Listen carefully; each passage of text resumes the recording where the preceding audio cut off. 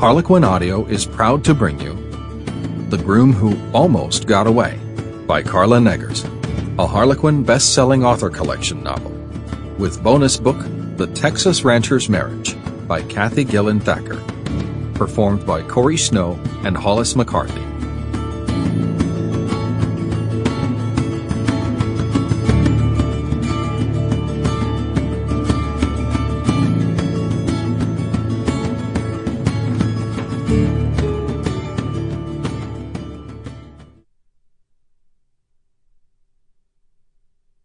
Prologue.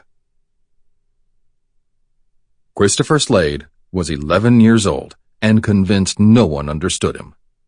No one would care if he died. No one believed he had any feelings at all.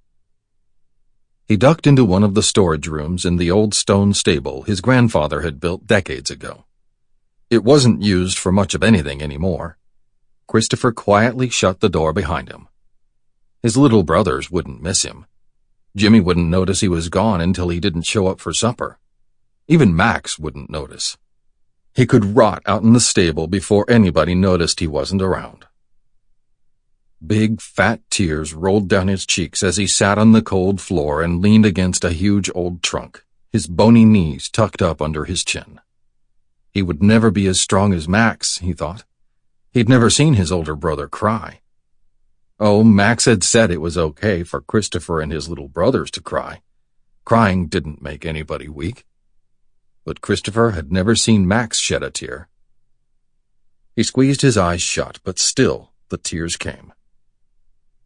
4 years ago today, Christopher thought.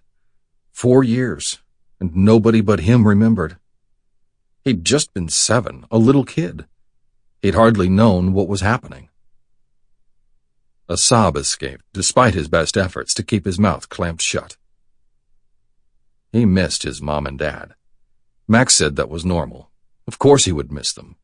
It was a sign, Max said, of how much they'd all meant to each other. He'd also said that Christopher shouldn't worry so much about getting over the loss of his parents, but of going on with his own life, knowing that their loss was a part of who he was. Christopher thought he understood, and most of the time he got along just fine, and laughed and messed around and just lived his life on Black Creek Ranch. But not always.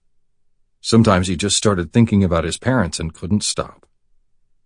His mom had had white blonde hair and green eyes, and he could remember every detail of her smile and the way she would ruffle his hair and tell him not to worry so much.